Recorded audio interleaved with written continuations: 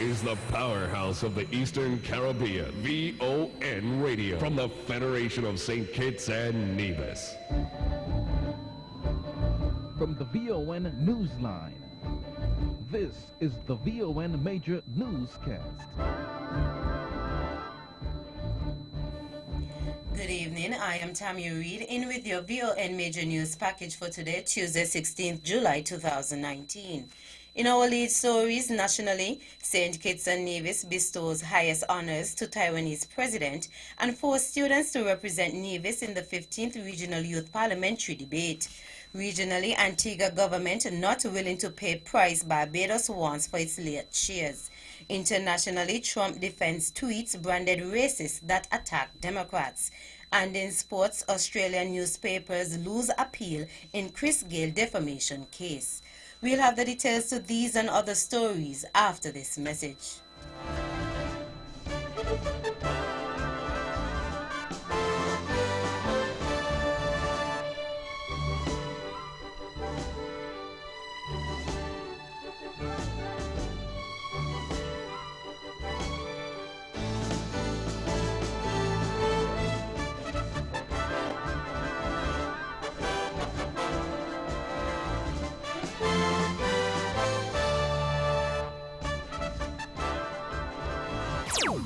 Another look. Different from how you've seen it before. Another look. Takes an in-depth look into business, politics, science, technology, religion, and more. Another look. Featuring documentaries from the BBC, regional features, and local ones too. Another look. Every Monday at 3 p.m. on the Eastern Caribbean's powerhouse. Wrong.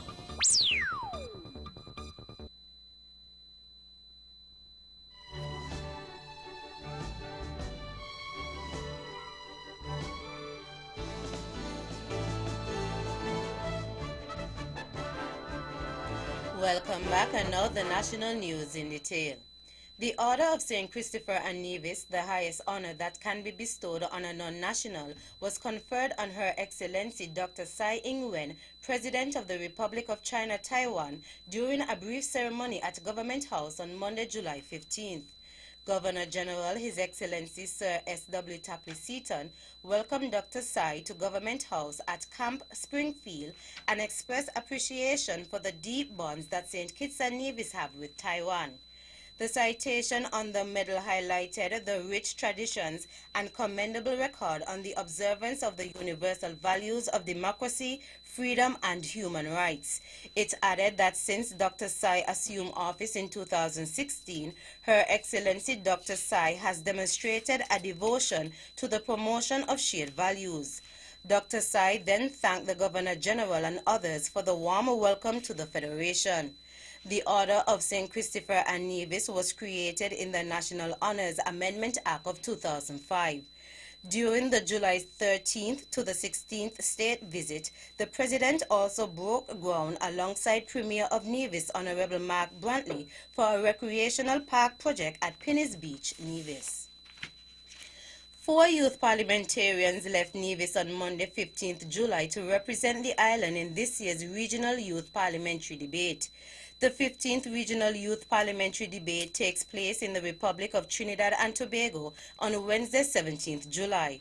The 4 representatives are Patrice Nisbet II, Antiquani Morton of the Charlestown Secondary School, Destiny Lowe of the Gingerland Secondary School, and Jaden Doe of the Nevis International Secondary School. They, along with other youth parliamentarians, will debate the motion securing our borders to mitigate the effects of crime while striving to meet our humanitarian obligations. The students will be led by President of the Nevis Island Assembly, the Honorable Farrell Smithen, Secretary of the House of Assembly, Miss Myra Williams, and chaperone Miss Tamara Morton, a teacher at the Gingerland Secondary School. Nisbet will serve as opposition leader while his colleagues sit on the government bench. The debate formed part of the Commonwealth Parliamentary Association 44th Conference, which is from July 12th to July 19th. The other participating countries are Antigua and Barbuda, Bahamas, Barbados, Guyana, Jamaica, Montserrat, St. Kitts, St. Lucia, Bermuda, British Virgin Islands, Cayman Islands, and the Turks and Caicos Islands. With Culturama 45 officially set to begin on Thursday, 25th July 2019 here on Nevis, the Royal St. Christopher and Nevis Police Force is encouraging persons to take the necessary safety precautions. Superintendent of the Nevis Division, Lyndon David, had this advice for individuals who would be leaving their homes during this period. The Royal St. Christopher Nevis Police Force Division C takes this opportunity to encourage all persons who will be leaving their homes to ensure that their homes are properly secured. You can have your body system with neighbors and let them know that you're out, and in case they have seen or heard anything that is unusual, report it to you. Utilize technology in terms of CCTV and ensure that once you're leaving is that you know how you leave your house. So as soon as you get there and something unusual, examine it carefully, and then if there's a need to report it to the police the same time, not sometime after. The head cop here on Nevis also warned against the display of monies and also had a word of advice for those who would have transport of their own. We also encourage persons to, in terms of purchasing food and drink during the festive season, is to not to display too much cash. We like persons to avoid doing so because there are persons who might seize the opportunity to rob you or steal it from your pocket when you least expect it. Persons also who using their vehicles, we are encouraging them to ensure they do not leave anything on the seats of their vehicles so that someone passes and they will smash the window and go and take it out. And we are also encouraging persons to take whatever necessary safety precautions in terms of vehicles. Superintendent Lyndon David. A tree commemorating the July 13th to 16th, 2019 state visit of the President of the Republic of China, Taiwan, Her Excellency Dr. Tsai Ing-wen, to St. Kitts and Nevis was planted at Government House on Monday, July 15, 2019. President Tsai helped to place the young tree into the ground and used a shovel to cover the roots with soil from a small mound nearby. The activity was witnessed by Governor General His Excellency Sir S.W. Tapley Seaton and Prime Minister Dr. the Honorable Timothy Harris. A plaque was also unveiled at the spot to mark the occasion. The tree planting is symbolic of the future growth and deepening of the relationship between the ROC Taiwan and St. Kitts and Nevis. President Tsai departed St. Kitts on Tuesday morning, July 16th, for similar visits to St. Vincent and the Grenadines from July 16th to the 17th, and then St. Lucia from July 19th to the 21st. Diplomatic relations between the two countries were formally established in 1983 when St. Kitts and Nevis gained independence from Britain. Construction of the second phase of the 603-room Ramada Hotel in Whitegate, St. Kitts is proceeding rapidly and is on schedule for its September grand opening.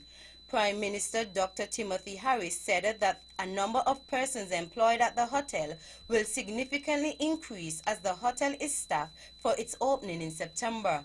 The spin-off activities generated by the new Ramada Hotel are expected to open up opportunities for tour guides, taxi operators, dining establishments, craft vendors, and shops, Dr. Harris noted.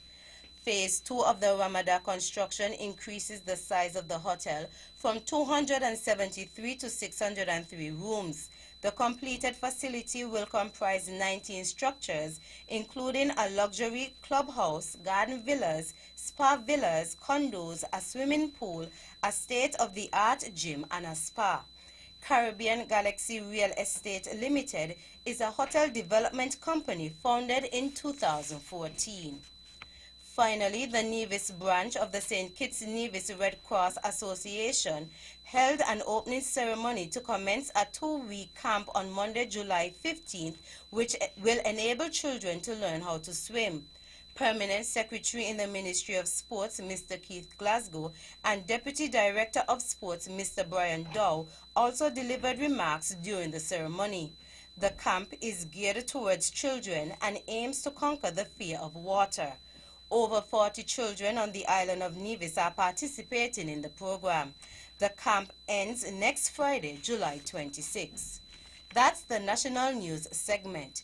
You can visit our website at www.vonradio.com or check us out on Facebook at Von Radio or our Von Radio YouTube channel for these and other stories. News from across the region is next.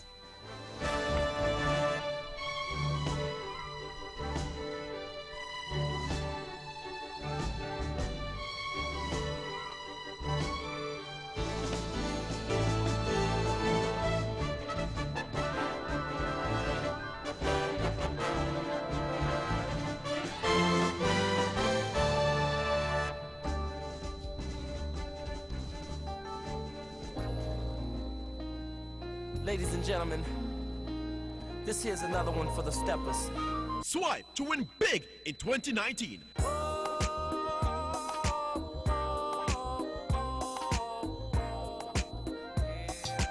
That's right, the Bank of Nevis Limited is once again giving you, our valued customers, a chance to win big. Just swipe or use your Bond Visa credit card for US $100 for a chance to win a cruise for two, an iPhone XS, or a grocery dash at Best Buy Supermarket. Say what? Sign up for a Bond Visa credit card and automatically be entered for a chance to win. This offer ends August 31st, 2019. So tell your friends and family, just swipe to win big with the Bank of Nevis. The Bank of Nevis Limited, improving the quality of life. Like us on Facebook or follow us on Instagram.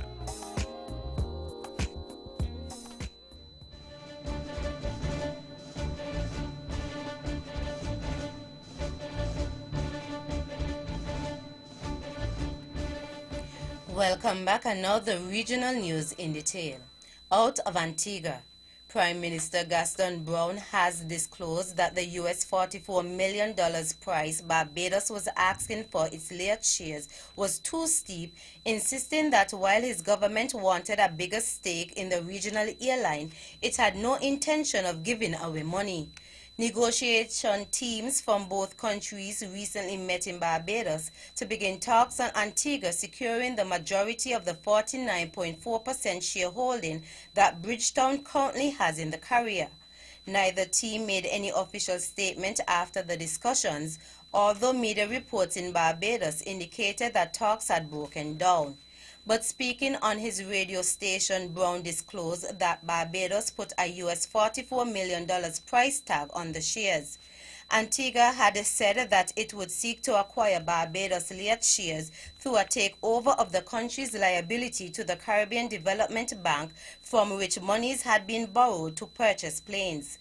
Brown had said that the aim was to finance keeping the 3 planes owned by the CDB, since Barbados was prepared to sell them. Antigua and Barbuda currently has 34% shareholding in Liat. The other major shareholding governments are St. Vincent and the Grenadines, Dominica and Grenada. The remaining shareholders are made up of private companies, other Caribbean governments and employees.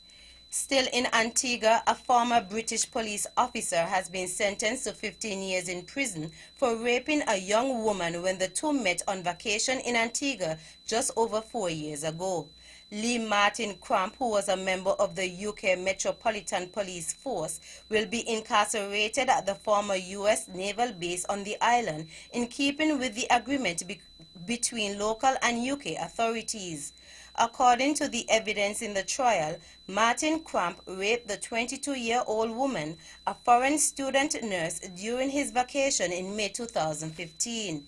The two had met on dating app Tinder and went to a bar before going to her apartment, where they chatted and drank wine before deciding to watch a movie. According to the evidence, the then 22-year-old police officer spiked the woman's drink when she left the room to change her clothes. The woman had told the court she noticed the wine had tasted strange when she returned, but Martin Cramp told her he had added some vodka to it, so she took a few more sips. She said she subsequently started feeling dizzy and stopped drinking, but Martin Cramp forced himself on her and she woke up later bruised and in pain. The woman said she maintained WhatsApp contact with her rapist after the incident so she could eventually get him to admit to the crime, and he did it, telling her to pretend it never happened, and she reported it to the police. Out of Dominica, a new government initiative to provide access to Dominicans for learning is to begin soon. Minister for Education Peter St. John said the program to establish satellite campuses at secondary schools will be done in collaboration with the Dominica State College, DCS. Satellite campus technology uses GPS to calculate an accurate heading, which is the compass direction in which a device is traveling or should be traveling. It doesn't rely on the Earth's magnetic field and is not affected by metallic objects. The minister said, and I quote, "The Dominica State College has sought to provide diverse offerings to its clients. At the Dominica State College, we are setting plans in place to explore learning in a setting that supports a comprehensive progressive curriculum for the Honorable Prime Minister Roosevelt Skerrit and the government of the Commonwealth of Dominica," end of quote. He says satellite campuses will be established at various secondary schools around the island to provide greater access to Dominican learners. He also noted that the government's new policy that makes education at the Dominica State College free ensures that every learner who desires to do so can access these new opportunities. Finally, out of Barbados, Cabinet has approved a give-back program for students of the University of the West Indies, UWI, to repay their taxpayer-funded tuition with service. Minister of Home Affairs Edmund Hickson said that under the program, university students will be required to complete 150 hours of community service over the 3 to 4 years they are at university. He said the government believed it was important for university students to give back to their society through volunteerism. Hickson noted that there is already a list of organizations, entities, and non-governmental organizations waiting to come on board the program, and the National Summer Camps also provided an avenue for university students to volunteer. Additionally, he said there is a need for volunteers to clean up communities in the event of a disaster and to ensure the people in the communities are safe. He noted that initiatives such as the Junior Cadet Program gave young people the tools and equipment to be able to volunteer in society and to develop the kind of citizens that Barbados required. That's it for our regional stories. Stay with us for news around the world.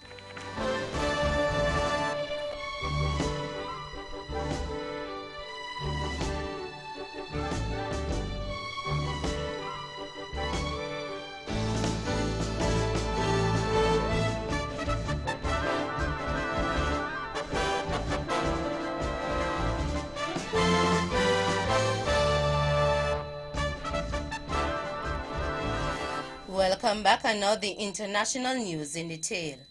U.S. President Donald Trump has insisted he is not a racist after his Twitter attacks on 4 U.S. Congresswomen were widely condemned as such. He had said that the women, who are all minorities and U.S. citizens, should go back to countries they came from. After Sunday's tweet sparked fury, he denied he was racist, adding, "I don't have a racist bone in my body." The U.S. House of Representatives is set to vote on a symbolic resolution condemning his comments. A group of 10 Turkish sailors has been kidnapped by pirates off the coast of Nigeria, reportedly for ransom. The Paxoi 1 was sailing from Cameroon to Ivory Coast when the pirates boarded the ship in the Gulf of Guinea. It was not carrying freight, and 8 sailors managed to escape. Turkey says it is working to secure the release of those seized.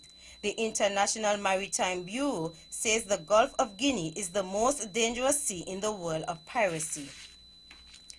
Germany's Ursula von der Leyen has been narrowly elected president of the EU Commission following a secret ballot among MEPs. The center-right defense minister will replace Commission President Jean-Claude Juncker on 1st November. She secured the backing of more than half of the members of the European Parliament on Tuesday evening. The Commission drafts EU laws, enforces EU rules, and has the power to impose fines on member states if necessary. She was confirmed by a margin of 383 votes to 327. She needed the backing of 374 out of 747 MEPs to win. A total of 751 MEPs were elected in May, but 4 were absent for Tuesday's vote.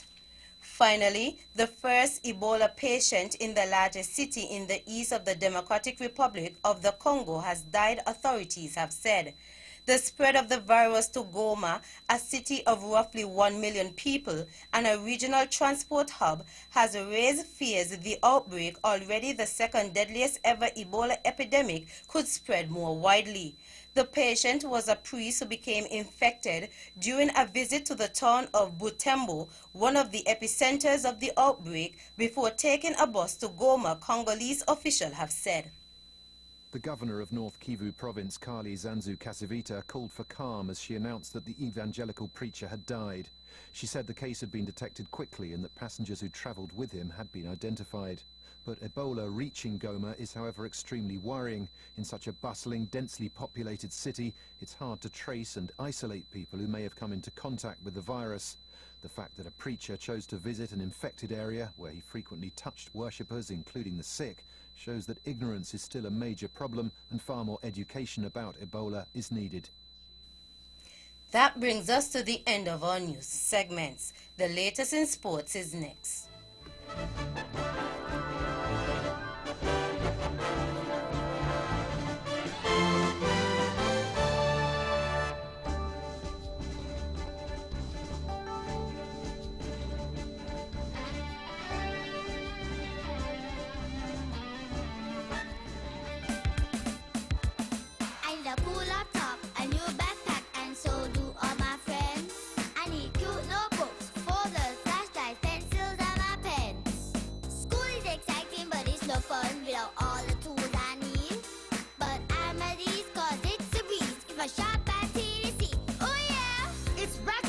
TDC Business Center and City Drugstore Nevis, your one-stop shop for all your school supply needs. Get bundle savings on backpack and computer packages, but save 20% off all back-to-school materials and printers. Back-to-school shopping is made easy at TDC Business Center and City Drugstore Nevis. See stores for details.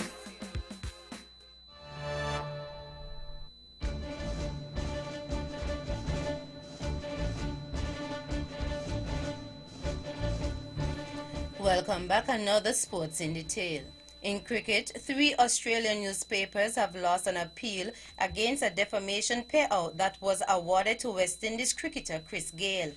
Articles published in the Sydney Morning Herald, The Age and the Canberra Times reported claims that Gayle had exposed himself to a female massage therapist in Sydney in 2015. Gayle said the stories were not true and successfully sued for defamation. A court has rejected both the appeal and a bid by Gayle for a larger payout. The 39-year-old batsman was awarded $210,000 by the Supreme Court of New South Wales last year. Still in cricket news, England's World Cup winning cricket team have met Prime Minister Theresa May at 10 Downing Street. Both England and New Zealand scored 241 runs from their 50 overs in Sunday's final at Lord's before Ian Morgan signed one after a dramatic super over. The victory meant England won the World Cup for the first time after losing in the finals of the 1979, 1987 and 1992 competitions. May and Morgan were pictured sharing a joke before they posed with the trophy. Cricket fan May was at Lord's on Sunday and tweeted well done to the team after their victory. Another former Prime Minister, Sir John Major, who is an honorary life vice president of Surrey County Cricket Club, was also at the reception at Downing Street.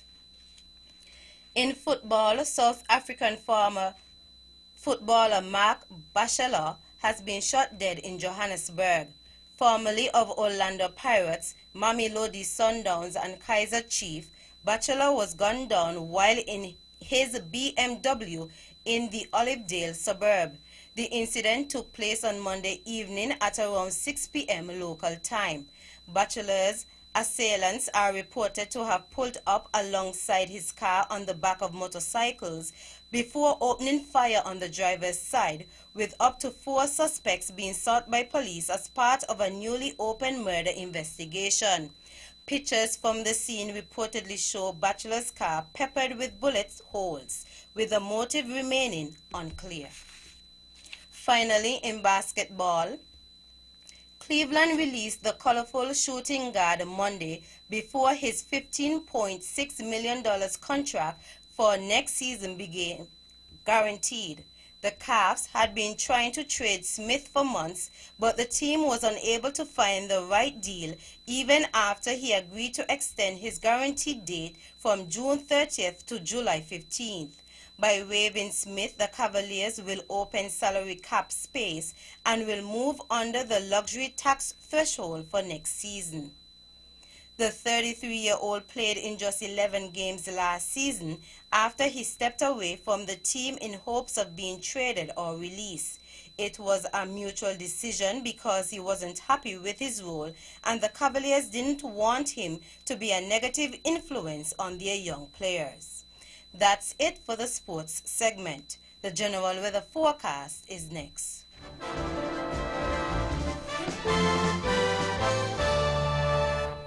Welcome back. And now the local weather forecast for St. Kitts and Nevis. Weather tonight, partly cloudy to cloudy with a 50% or moderate chance of light showers. Weather tomorrow, partly cloudy to cloudy with a 60% or a moderate chance of showers. Winds 8 to 16 knots. Seas 1 to 1.5 meters or 3 to 5 feet. And sunrise tomorrow will be at 5:45 a.m. And that's how we wrap up the major news package for today, Tuesday, 16th July 2019. Before we go, let's take a look at the headlines once again. Nationally, St. Kitts and Nevis bestowed highest honors to Taiwanese president and 4 students to represent Nevis in the 15th Regional Youth Parliamentary Debate. Regionally, Antigua government not willing to pay price Barbados wants for its Liat shares. Internationally, Trump defends tweets branded racist that attack Democrats. And in sports, Australian newspapers lose appeal in Chris Gayle defamation case. On behalf of the rest of the news team, I am Tammy Reed, wishing you a pleasant evening.